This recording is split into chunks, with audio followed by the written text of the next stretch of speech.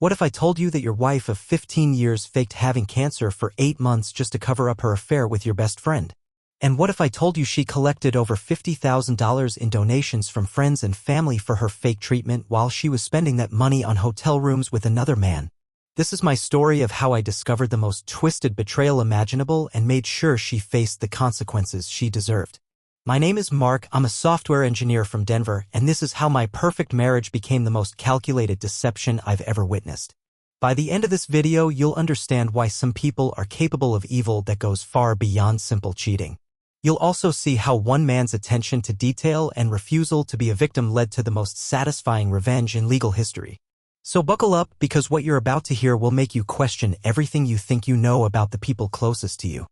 My wife Sarah and I had what everyone called the perfect marriage. We lived in a beautiful suburban neighborhood in Denver, Colorado, where I worked as a senior software engineer making 6 figures, and Sarah was a part-time elementary school teacher who absolutely loved working with kids. We had 2 incredible daughters, Emma, who was 12, and Sophie, who was 10, and we had just finished paying off our dream house after 15 years of marriage. Life was good, really good. We took family vacations every summer to places like Yellowstone and the Grand Canyon, had date nights every Friday at our favorite Italian restaurant, and genuinely enjoyed each other's company even after all these years together. Sarah was the kind of woman who organized neighborhood barbecues every 4th of July, volunteered at the school fundraisers, coached Sophie's soccer team on weekends, and always remembered everyone's birthdays with handmade cards. Our friends constantly told us how lucky we were to have found each other, and honestly, I felt like the luckiest man alive. We had our routine down perfectly. I would leave for work at 7:30 every morning, Sarah would get the girls ready for school, and we'd all have dinner together every single night at 6 o'clock sharp. Weekends were for family time, whether we were hiking in the Rocky Mountains, going to the girls' sports games, or just staying home watching movies together. Sarah and I still held hands when we walked, still kissed each other goodbye every morning, and still talked for hours about everything and nothing. After 15 years of marriage, we were still best friends and lovers. I thought we had the kind of relationship that other couples envied, the kind that would last forever. Then everything changed on March 15, 2023. I remember the date exactly because it's burned into my memory forever. Sarah came home from what she said was a routine mammogram appointment that she'd scheduled during her lunch break, and I could see immediately that something was terribly wrong. She was pale as a ghost, her hands were shaking uncontrollably, and I could tell she had been crying for a long time. Her mascara was smeared, her eyes were red and puffy, and she could barely look at me when she walked through the front door. When I asked what happened, she completely broke down in our kitchen and told me the words that no husband ever wants to hear. She said the doctors had found a suspicious lump during the mammogram. They did an immediate biopsy right there in the office, and the results came back showing that she had been diagnosed with stage 2 breast cancer.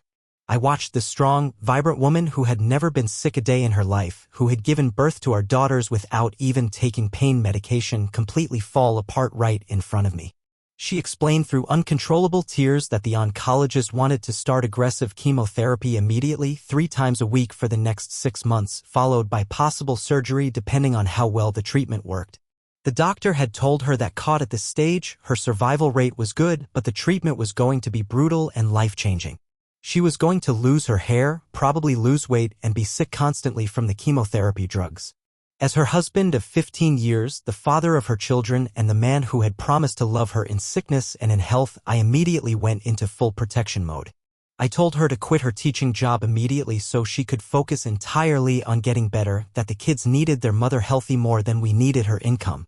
I promised her that I would handle everything else, all the bills, all the household responsibilities, taking care of Emma and Sophie, grocery shopping, cooking, cleaning, everything she normally did. Money wasn't going to be an issue because my software engineering job paid well and we had excellent health insurance through my company. The most important thing was her health and keeping our family together through this nightmare.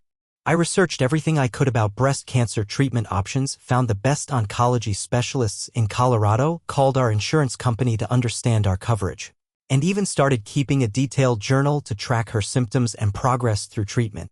I was determined to be the most supportive husband possible during what I thought was going to be the hardest time of our lives. I had no idea that the real nightmare was just beginning, and it had nothing to do with cancer. The first few months after Sarah's diagnosis, I threw myself completely into being the perfect supportive husband. I drove her to every single appointment, sitting in those sterile waiting rooms for hours while she was supposedly getting chemotherapy treatments. I researched treatment options obsessively, reading medical journals late into the night, joining online support groups for families dealing with breast cancer, and even consulting with specialists at the University of Colorado Hospital to make sure we were exploring every possible option. I wanted to leave no stone unturned when it came to my wife's health and recovery. Within 2 weeks of her diagnosis, I had started a GoFundMe campaign to help with medical expenses that our insurance might not cover. I wrote a heartfelt post explaining Sarah's situation, included a photo of us from our last family vacation where she looked healthy and happy, and shared it across all our social media platforms.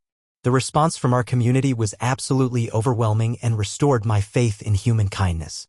Our neighbors, Sarah's colleagues from the elementary school, my coworkers, old college friends, and even people we barely knew started donating money. $5, $50, some people gave $500. Within the first month, we had raised over $30,000, and the donations kept coming in along with hundreds of messages of love and support. Sarah would leave for her chemotherapy sessions every Tuesday and Thursday at 9 in the morning, telling me the appointments usually lasted about 3 hours, including prep time and recovery. She'd come home around 2 in the afternoon looking absolutely exhausted, pale, and nauseous. I would help her to bed, bring her ginger tea and crackers, and handle pickup duty for the girls so she could rest. She started wearing beautiful headscarves that I bought for her online, explaining that her hair was beginning to fall out from the chemotherapy drugs. She even showed me clumps of blonde hair in our shower drain, which broke my heart every single time. I would find her crying in the bathroom sometimes, and I'd hold her while she talked about feeling like she was losing herself piece by piece. The girls were incredible through all of this. Emma, being the older one, stepped up to help with household chores without being asked. She'd make Sophie's lunch for school, help her with homework, and even started doing her own laundry. Sophie, who was only 10, would draw pictures for her mom and leave little notes on Sarah's bedside table saying things like, "Get better soon, Mommy, I love you." It was heartbreaking but also beautiful to see how our family was pulling together during what I thought was the biggest crisis we'd ever face. But after about 3 months, I started noticing things that didn't quite add up. The first red flag was that Sarah never seemed to lose weight like most cancer patients going through chemotherapy. If anything, she looked healthier than she had in years. Her skin had a glow to it, and despite claiming to be nauseous all the time, I never actually saw her throw up. I chalked it up to her being one of the lucky ones who responded well to treatment, but it nagged at me in the back of my mind. The second thing that bothered me was my best friend Jake's behavior. Jake and I had been friends since college. We were each other's best men at our weddings, and our families had dinner together at least twice a month for the past 10 years. But suddenly, Jake started acting weird around me. He would avoid eye contact during conversations, make excuses not to hang out on weekends, and when I text him about grabbing a beer after work, he'd always have some reason why he couldn't make it. When Sarah got sick, Jake had been very supportive at first, even donated $1,000 to the GoFundMe, but then he just seemed to disappear from our lives completely. The third red flag was the medical bills, or rather, the complete lack of medical bills.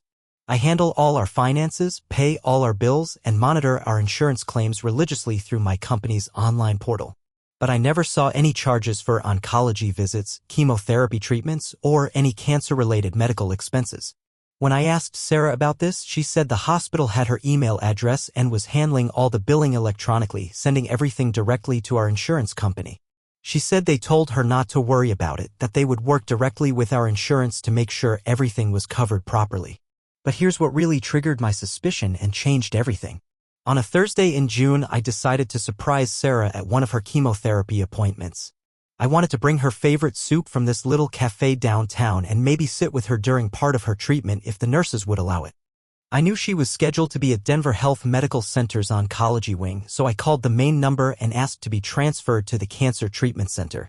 When the receptionist answered, I explained that I wanted to surprise my wife Sarah Wilson during her chemotherapy session and asked what room she might be in or if I could leave something at the nurse's station for her. The receptionist put me on hold for a few minutes, and when she came back, she said something that made my blood run cold. She told me they had no record of any patient named Sarah Wilson currently receiving treatment at their facility. I thought maybe there was a mistake with the name, so I gave them Sarah's maiden name, her social security number, and even her date of birth. The woman was very patient with me, checking multiple systems, but she confirmed that Sarah Wilson had never been a patient at their cancer center, not for chemotherapy, not for consultations, not for anything related to oncology. I sat in my car outside that hospital for 20 minutes, staring at my phone, trying to process what I had just learned. My wife of 15 years, the mother of my children, the woman I had been taking care of and worrying about for months, had never set foot in that cancer center. She wasn't getting chemotherapy? She didn't have cancer. But if she wasn't at the hospital every Tuesday and Thursday, where the hell was she going for 3 hours twice a week? And why would someone fake having cancer? The questions were racing through my mind, but deep down, I think I already knew the answer was going to destroy everything I thought I knew about my life. That phone call from the hospital changed everything, and I mean everything. The woman I had loved and trusted for 15 years, the mother of my children, had been lying to my face about having cancer. But instead of confronting her immediately like my emotions were screaming at me to do, I forced myself to think like the software engineer I am. I needed data, I needed evidence, and I needed to understand the full scope of what was happening before I made any moves. If Sarah was capable of lying about something as serious as cancer, then I had no idea what else she might be hiding from me. The first thing I did was install a GPS tracking app on her phone. Now, before anyone judges me for this, we already had a family location sharing app that we used for safety purposes with the kids, so adding my access to Sarah's location wasn't technically spying, it was just using a feature we already had set up. But I'll admit, my intentions were definitely not innocent anymore. I needed to know exactly where my wife was going during those 3-hour periods when she claimed to be getting chemotherapy treatments that apparently didn't exist. For the next 3 weeks, I tracked her movements religiously. Every Tuesday and Thursday morning, I would watch on my phone as she left our house at exactly 9 o'clock, just like she always did. But instead of driving to Denver Health Medical Center like she told me, she would drive in the completely opposite direction to a luxury apartment complex called the Meridian, which was about 25 minutes away in a much more upscale part of town. She would arrive there around 9:30, and her location would stay completely stationary until about 1:30 in the afternoon. Then she'd drive home, arriving at our house around 2 o'clock, right on schedule with her supposed chemotherapy timeline. I researched the Meridian apartment complex extensively. It was one of those high-end places with granite countertops, stainless steel appliances, a fitness center, and a pool. The kind of place that cost at least $3,000 a month for a one-bedroom unit. I couldn't figure out who Sarah could possibly know that lived there, so I started thinking about anyone in our social circle who might have recently moved. That's when it hit me like a freight train. My best friend Jake had mentioned about 6 months ago that he was moving out of his house after his divorce was finalized. He said he was downsizing to an apartment but didn't want to talk about it much because the whole situation was depressing for him. I went on the apartment complex's website and found their resident directory. Sure enough, Jake Morrison was listed as a resident in apartment 4B. My wife was spending 6 hours a week at my best friend's apartment while telling me she was getting chemotherapy for cancer she didn't have. The betrayal hit me like a physical punch to the gut. These weren't just two random people who had met and started an affair. This was my wife of 15 years and my best friend since college, two people I trusted more than anyone else in the world, conspiring together to deceive me in the most elaborate and cruel way imaginable. But I still needed more evidence. I needed to know exactly what was happening in that apartment, and I needed documentation that would hold up in divorce court. So I did what any good software engineer would do when faced with a complex problem. I created a comprehensive data collection system. I set up a hidden camera in our bedroom using an old smartphone mounted inside a decorative picture frame on Sarah's dresser. The camera had a clear view of the entire room and would automatically upload video files to a secure cloud storage account that only I had access to. What I discovered over the next 2 weeks was absolutely sickening. I caught Sarah practicing how to look sick and tired before I came home from work. She would mess up her hair, put cold spoons under her eyes to create dark circles, and even practice walking slowly and hunched over like someone who was weak from chemotherapy. She had turned deceiving her own husband into a performance art, rehearsing her lies like an actress preparing for a role. I recorded her ordering hairpieces online, not wigs to cover hair loss from chemo, but actual human hair that she could plant in our shower drain to make me think her hair was falling out from cancer treatment. I also found her Google search history, which was like reading a manual for sociopaths. She had searched for how to fake cancer symptoms convincingly, chemotherapy side effects timeline, what do cancer patients look like, how much money can you raise with GoFundMe, and do hospitals verify cancer diagnoses for insurance. She had researched this deception as thoroughly as a doctoral thesis. This wasn't a spur-of-the-moment affair that got out of hand. This was a calculated, premeditated fraud that she had been planning and executing for months. The most damning evidence came when I finally gained access to her text messages. I found an entire conversation thread between Sarah and Jake that went back almost a year, long before her supposed cancer diagnosis. The early messages were typical affair stuff, talking about how unhappy they were in their relationships, how they had always had feelings for each other, and planning secret meetups. But then the messages became about something much more sinister. In one message from February, just a month before her fake diagnosis, Sarah wrote to Jake, "I've been thinking about what you said about Mark being so trusting and gullible. What if we could use that to our advantage? I have an idea that might sound crazy, but hear me out." Jake's response was, "I'm listening, babe. You know I'd do anything to be with you openly." Then Sarah explained her plan in a series of messages that made my blood boil. She wrote, "What if I told Mark I had cancer? Think about it. He'd become the perfect devoted husband, never question where I go or what I'm doing, and he'd probably even start a fundraiser to help with medical bills. We could use that money for our future together, maybe even move away from Denver and start fresh somewhere else. Mark would never suspect that his sick wife is actually having the time of her life with another man." Jake's response was enthusiastic. "That's brilliant, Sarah. Mark's such a Boy Scout, he'd never question anything if he thought you were sick. And you're right about the money thing. People always donate big for cancer fundraisers. How long do you think you could keep it up?" Sarah replied, "As long as we need to. I'll say it's stage 2, which means treatment but not immediately life-threatening. I can fake the symptoms easily enough, and Mark will be so focused on taking care of me that he won't notice anything else. By the time I'm supposed to be cured, we'll have enough money saved up to disappear together." Reading those messages felt like being stabbed repeatedly in the heart. My wife wasn't just cheating on me, she was mocking my love for her, exploiting my devotion, and stealing money from people who genuinely cared about our family. She was using my own compassion as a weapon against me. The GoFundMe donations weren't just going into our account, they were funding her affair. Every dollar that our friends, family, and community had given us out of love and concern was being spent on hotel rooms, expensive dinners, and romantic getaways for my wife and my best friend. I found receipts in her email for weekend trips to Aspen, 5-star restaurant dinners, and even jewelry purchases, all paid for with money that people had donated to help with her fake cancer treatment. In one particularly gut-wrenching message, Jake wrote, "I love how Mark is paying for our relationship without even knowing it. That GoFundMe money bought us the most amazing weekend at the Four Seasons. I almost feel bad for the guy." Sarah's response was, "Don't feel bad for him. Mark's getting exactly what he deserves for being such a boring, predictable husband. He's so focused on being the perfect caregiver that he doesn't even notice his wife isn't sick." I printed out every single message, every receipt, every piece of evidence I could find. I organized it all chronologically in a binder with tabs and highlights like I was preparing a court case because I knew that's exactly what this was going to become.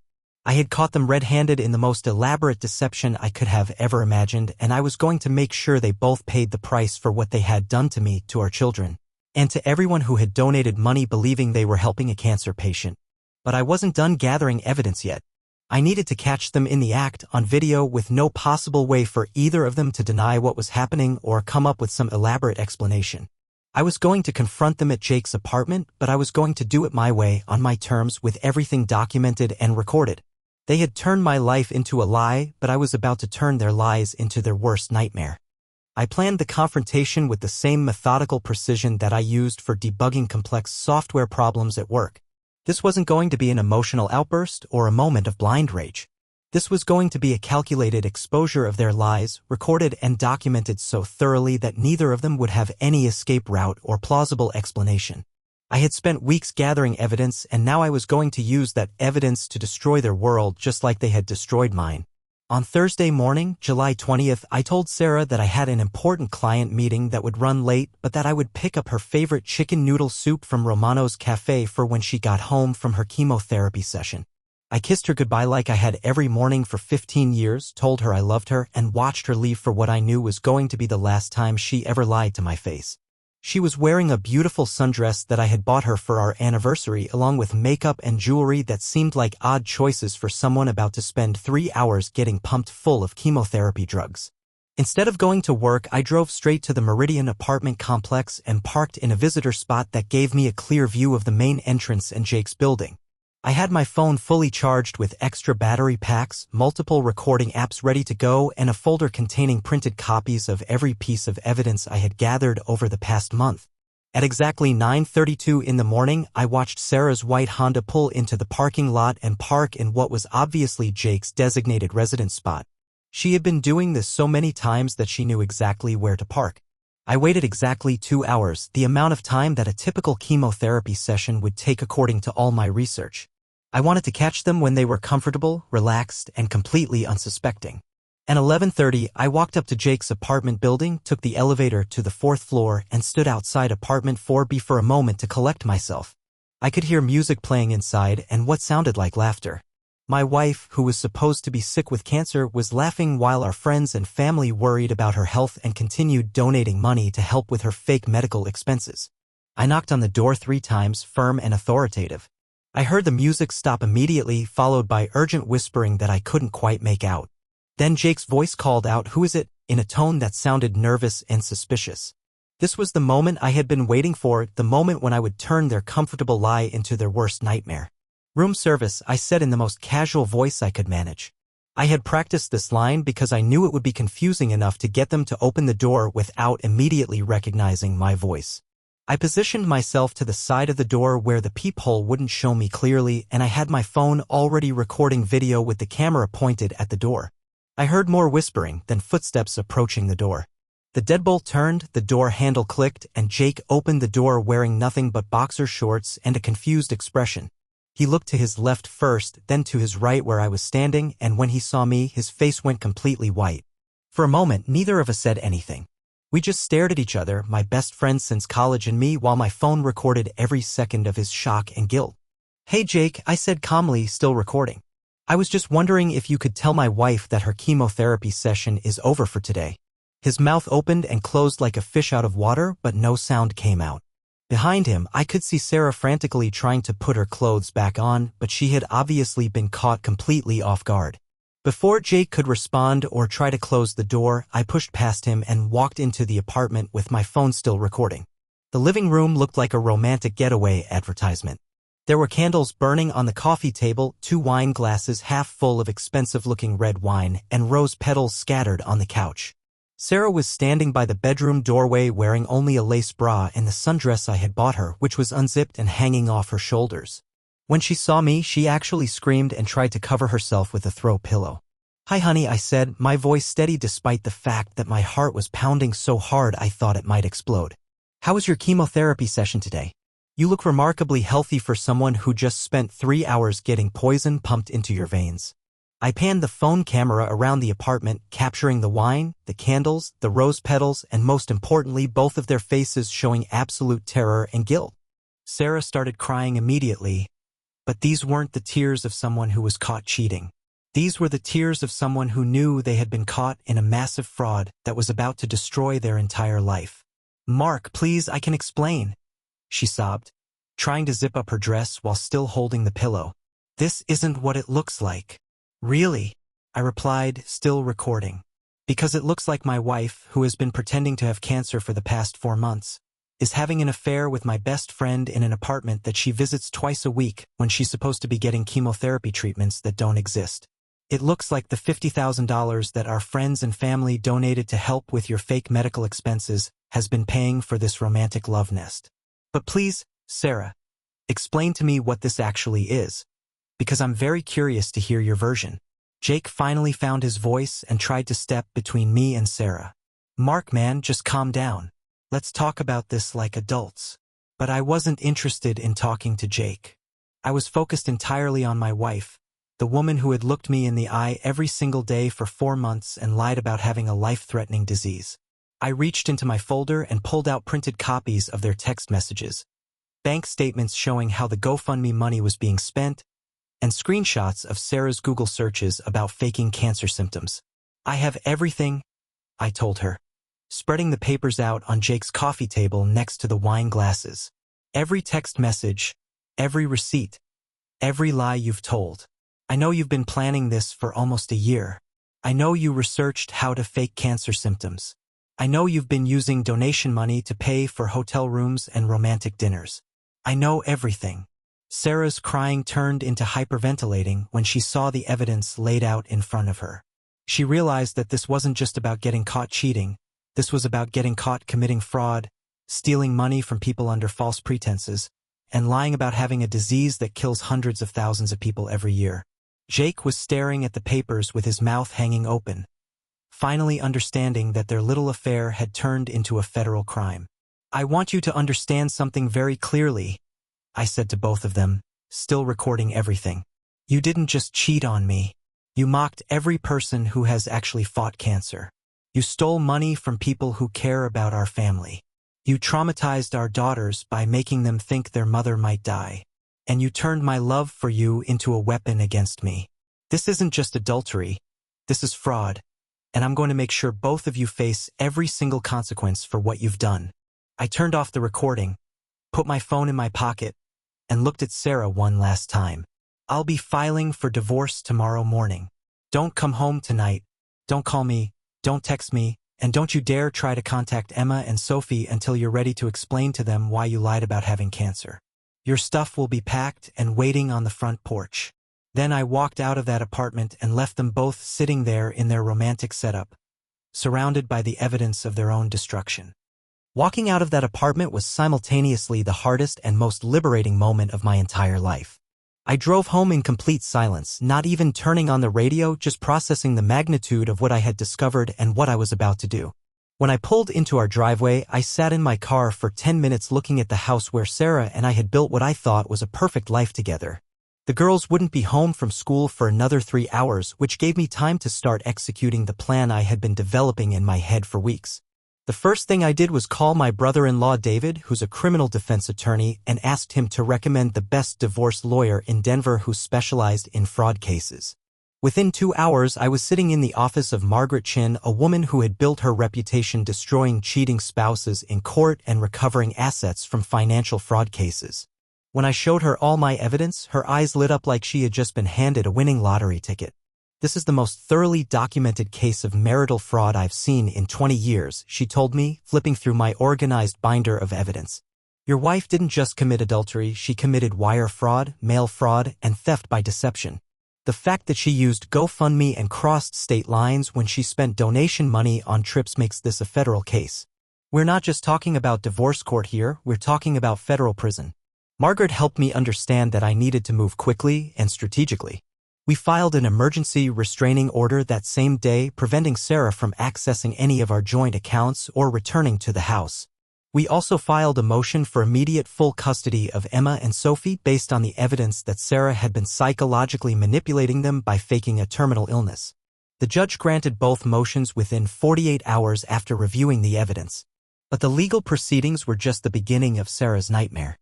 While Margaret handled the court filings, I focused on exposing the fraud to everyone who had been deceived.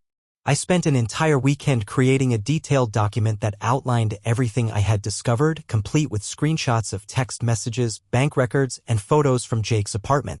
I sent this document to every single person who had donated to Sarah's GoFundMe campaign, along with a personal message explaining how their generosity had been abused. The response from our community was swift and devastating for Sarah. People weren't just angry about the money, they were furious about the emotional manipulation.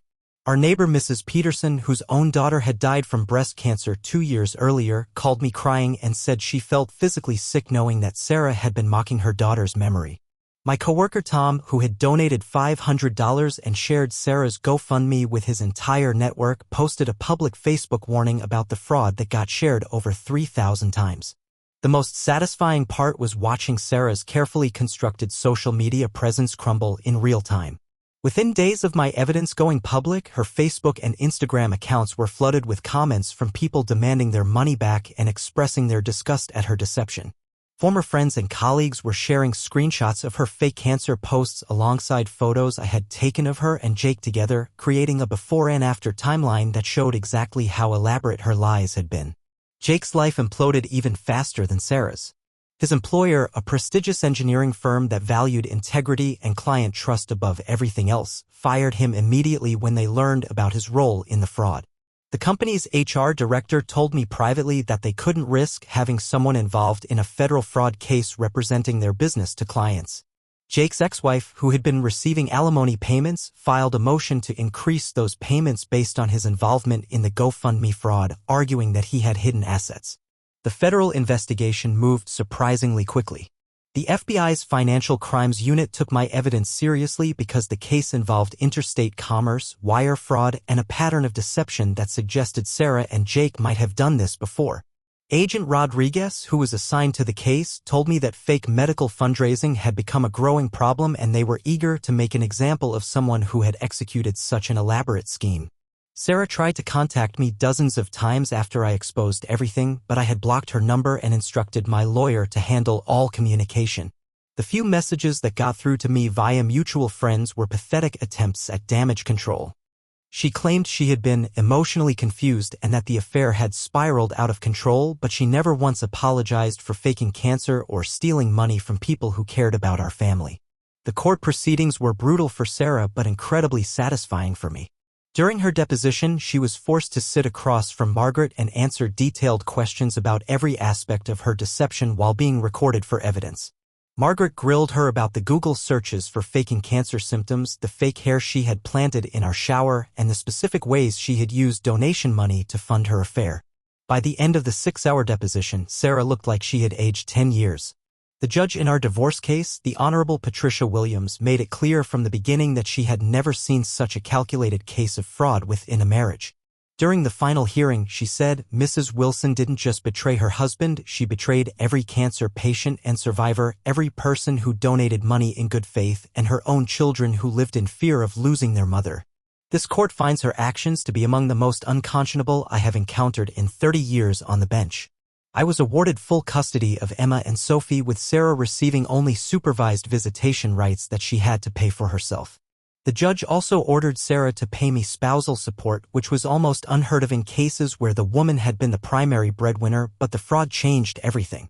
The court ruled that I had sacrificed career opportunities to care for Sarah during her fake illness and that she owed me compensation for that lost income. The federal sentencing hearing was the final piece of Sarah's downfall. She had been charged with wire fraud, mail fraud, and conspiracy to commit theft, charges that carried a maximum sentence of 20 years in federal prison. Her defense attorney tried to argue for probation based on her status as a first-time offender and the mother of minor children. But the prosecutor presented my evidence and argued that the elaborate nature of the fraud demanded serious consequences. Judge Michael Harrison sentenced Sarah to 18 months in federal prison, followed by 3 years of supervised probation. She was also ordered to pay full restitution to every GoFundMe donor, plus penalties and interest that brought the total to over $75,000. Jake received 12 months in federal prison and was ordered to pay joint restitution with Sarah. The most devastating part of Sarah's sentence wasn't the prison time, it was the loss of her teaching license and the requirement that she register as someone convicted of fraud involving charitable donations. This meant that even after she served her time, she would never be able to work with children again or hold any position that involved handling money or public trust. Emma and Sophie's reaction to learning the truth about their mother was heartbreaking but also showed incredible maturity for their ages. Emma, who was 13 by then, told me that she had started to suspect something was wrong when Sarah never seemed to lose weight or lose her hair like her friend's mother, who had actually gone through chemotherapy. Sophie, who was 11, said she was angry that she had been scared about her mother dying when her mother was actually just lying to everyone. Both girls decided they didn't want to see Sarah during her supervised visitations, a choice that the court psychologist supported after extensive interviews. They told the therapist that they felt betrayed not just by the affair, but by the fact that their mother had let them worry about her health for months when she was perfectly fine. Today, 3 years later, I'm rebuilding my life with my daughters in the same house where Sarah had executed her elaborate deception. We've turned her former home office into a game room, and the girls have decorated it with artwork that represents moving forward and being honest with each other. They're both in therapy and doing well in school, and they've told me multiple times that they're proud of how I handled the situation. I've started dating again very carefully and slowly, but I'm optimistic about the future. The most important thing I learned from this nightmare is that my own moral compass was correct, that trust and honesty really are the foundation of any relationship, and that some betrayals are so deep that forgiveness isn't just unnecessary. It's actually harmful to your own healing process. Today, 3 years after that devastating discovery at Jake's apartment, my life has been completely transformed in ways I never could have imagined. Sarah was released from federal prison 8 months ago after serving her full 18-month sentence, and the contrast between our lives now is absolutely staggering. While I've rebuilt everything she destroyed and created something even better, she's living with the permanent consequences of her choices in ways that continue to unfold every single day. My daughters Emma and Sophie, now 16 and 14, have grown into incredible young women who understand the value of honesty and integrity in ways that most teenagers never learn. They've been in therapy since the beginning of this nightmare, and their therapist Dr. Martinez has told me repeatedly how impressed she is with their resilience and emotional maturity. Both girls have maintained their decision not to see their mother even after Sarah completed her prison sentence. They tell me they don't hate her, but they can't trust someone who was willing to let them believe she might die just to cover up an affair. Emma is now a straight-A student who wants to study oncology nursing in college, inspired by wanting to help real cancer patients after seeing how her mother mocked their struggle. Sophie has become an amazing artist who channels her emotions into beautiful paintings, and she recently won a statewide competition with a piece she called Truth After Lies. Both girls have told me they're proud of how I handled the situation and that they learned from watching me that standing up for yourself and others is worth the temporary pain of conflict. I've started dating again, and 6 months ago I met an incredible woman named Dr. Lisa Chin, who is actually an oncology nurse at the same hospital where I had called looking for Sarah's fake chemotherapy appointments.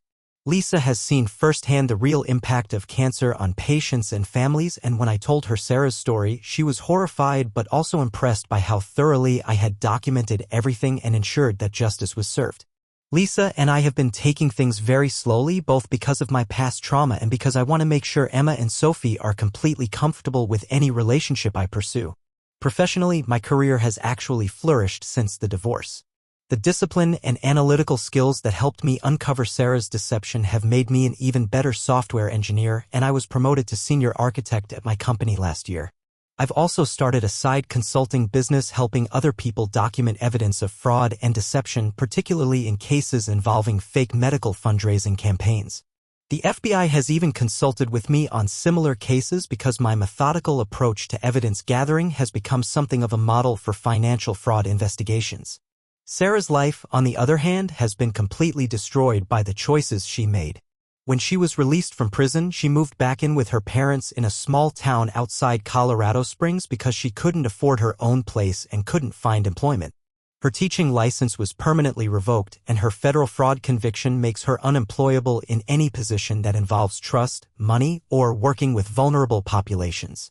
She currently works at a gas station making minimum wage, and every penny she earns above basic survival expenses goes toward paying back the restitution she owes to the GoFundMe donors. Jake's life has followed a similar trajectory of complete destruction.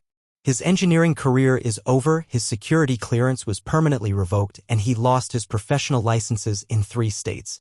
His ex-wife was awarded increased alimony payments, and he's living in a studio apartment working at a hardware store. The friendship we had for over 15 years is obviously completely destroyed, and I've heard through mutual acquaintances that he's struggling with depression and alcohol abuse.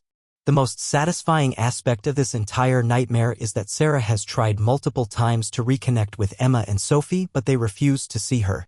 They've told the family court that they don't trust her and don't want someone in their lives who is capable of such elaborate deception. Sarah writes them letters that they don't read, sends birthday cards that they throw away, and has even tried showing up at their school events, but they want nothing to do with her. What really drives home the magnitude of Sarah's destruction is that she didn't just lose her marriage and her freedom, she lost her identity as a mother. The girls she was supposedly protecting by not getting divorced have completely rejected her because they can't respect someone who would fake a terminal illness for money and sex. She traded 15 years of marriage and a relationship with her daughters for an 18-month affair that landed her in federal prison. The broader community impact has been lasting as well. Sarah's case was covered extensively in local media and became a cautionary tale about fake medical fundraising. The Denver District Attorney's Office now has a dedicated unit for investigating fraudulent charitable campaigns, and they've cited Sarah's case as the inspiration for creating that unit. GoFundMe has also implemented stricter verification requirements for medical campaigns because of cases like Sarah's. Looking back on this entire experience, I feel no regret about how aggressively I pursued justice. Some people have told me I should have just divorced her quietly and moved on, but that completely misses the point. Sarah didn't just cheat on me, she committed crimes against our entire community, she mocked cancer patients and survivors, and she traumatized our children by making them think they might lose their mother. Someone who is capable of that level of calculated cruelty doesn't deserve forgiveness, they deserve consequences. The lesson I want everyone to take from this story is simple: never tolerate disrespect, manipulation, or dishonesty, especially when it involves hurting innocent people.